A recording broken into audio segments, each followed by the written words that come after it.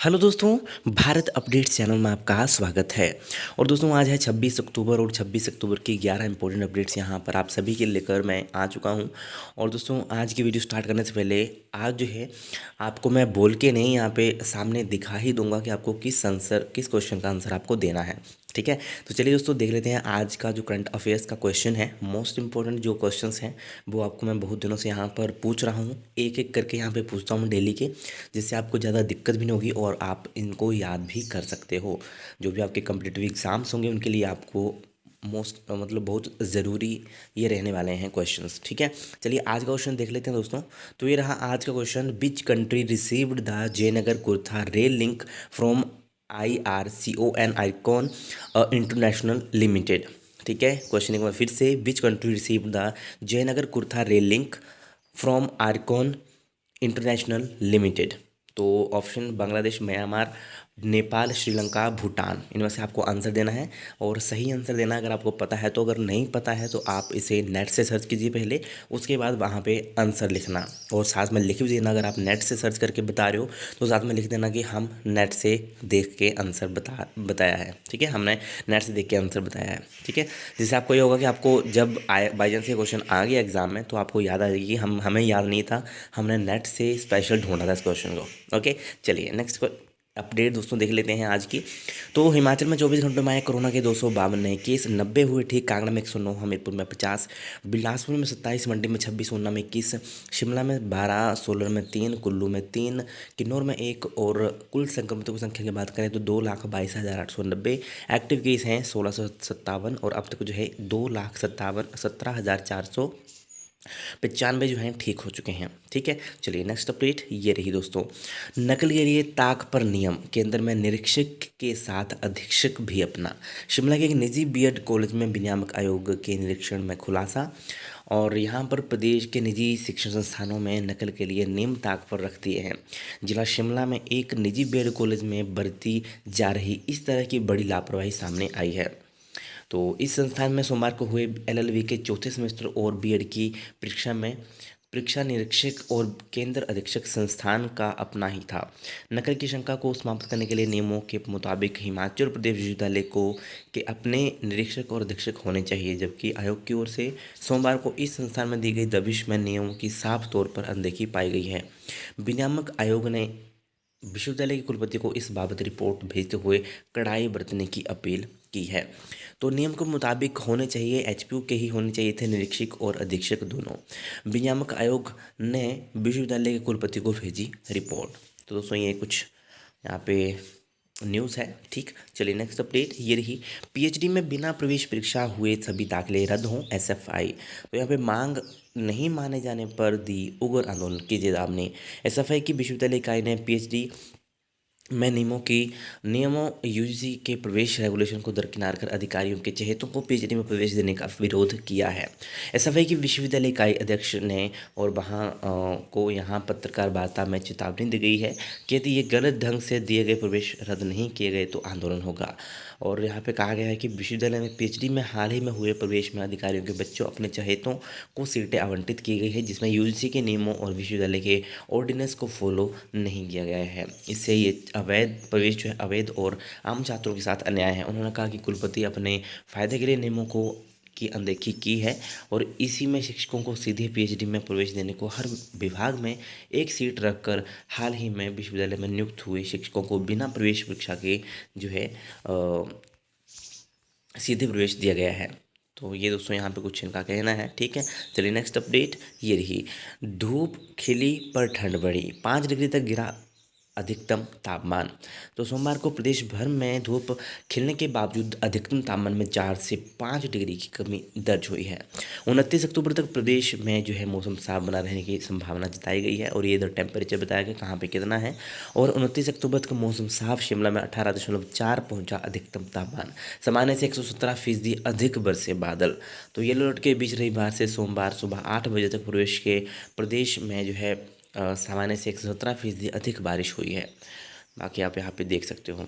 लाहौल स्पीति के केलांग में -0.5 degree record हुआ न्यूनतम तापमान। चलिए दोस्तों नेक्स्ट अपडेट ये रही। सैनिक स्कूल में प्रवेश के लिए आवेदन का आज अंतिम दिन। तो दोस्तों सैनिक स्कूल सुजानपुर टिहरा के शैक्षणिक सत्र 2022-23 में छठी कक्षा में प्रवेश के लिए 26 अक्टूबर तक ऑनलाइन आवेदन लिए जाएंगे।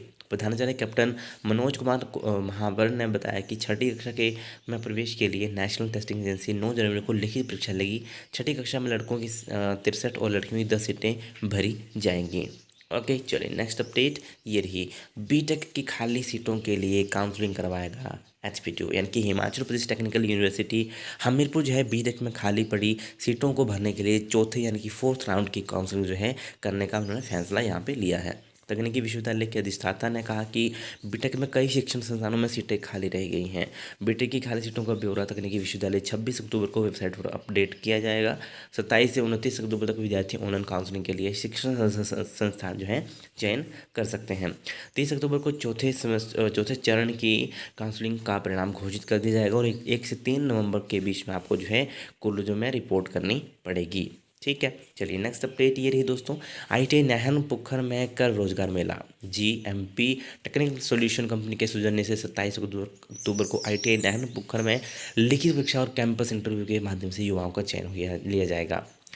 तो वो लिखित परीक्षा और साक्षात्कार के लिए NCBT से फिटर वेल्डर पेंटर मशीनिस्ट व्यवसाय में वर्ष 2015 से 21 के बीच कोर्स पूरा कर चुके अभ्यर्थी पात्र होंगे।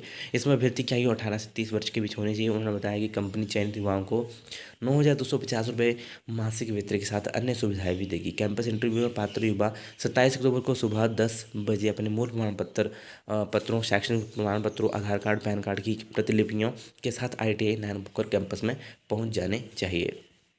चलिए दोस्तों नेक्स्ट अपडेट ये रही। रेंज फॉरेस्ट अफसर भर्ती परीक्षा की छंटनी का परिणाम घोषित।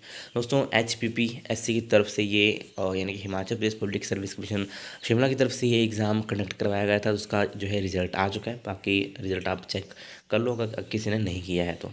ठीक है चलिए नेक्स्ट अपडेट ये रही। वर्क इंस्ट्रक्टर भर्ती की मूल्यांकन परीक्षा 8 को। तो हिमाचल प्रदेश कर्मचारी चयन आयोग हमीरपुर ने पोस्ट कोड 836 निदेशक तकनीकी शिक्षा वोकेशनल और औद्योगिक प्रशिक्षण सुंदरनगर में वर्क इंस्ट्रक्टर के 2 पदों को भरने के लिए लिखित परीक्षा का परिणाम घोषित कर दिया है। आयोग के सचिव ने बताया कि इन 2 पदों को भरने के लिए 2020 सितंबर में जो है आवेदन मांगे थे। ठीक है तो ये यहाँ पे इनका मूल्यांकन होगा यानी कि इवैल्यूएशन होगी। चलिए दोस्तों नेक्स्ट अपडेट ये रही। DLED की 668 खाली सीटों को भरने के लिए कल से होगी काउंसलिंग दोस्तों। तो जिन्होंने भी जो भी पूछ रहे थे यहाँ पे DLED की काउंसलिंग कब होगी तो कल से होगी। और 668 सीटें यहाँ पे खाली बची हुई हैं। ठीक है तो इनके लिए जो है 3,445 अभ्यर्थी काउंसलिंग में भाग लेंगे। 27 से 29 अक्टूबर तक बोर्ड मुख्यालय में धर्मशाला में होगी और हर दिन 1200 के करीब अभ्यर्थियों को बोर्ड प्रबंधन ने मेरिट के हिसाब से काउंसलिंग के लिए बुलाया है।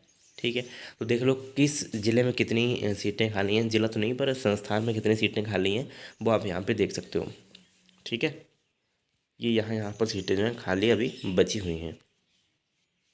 चलिए दोस्तों नेक्स्ट अपडेट ये रही। जेईई भर्ती का परिणाम नहीं निकलने से अभ्यर्थी परेशान। दोस्तों ये बात हो रही है जूनियर ऑफिस असिस्टेंट के 45 पदों के लिए की जा रही भर्ती में देरी के चलते अभ्यर्थी परेशान हैं। तो ये पोस्ट कोड इनका है 815। ठीक है JEE junior office assistant accounts post code 815 का अंतिम चरण यानी डॉक्यूमेंटेशन को पूरे हुए करीब 4 माह का वक्त हो चुका है। बावजूद आयोग अंतिम परिणाम घोषित नहीं कर पाया है।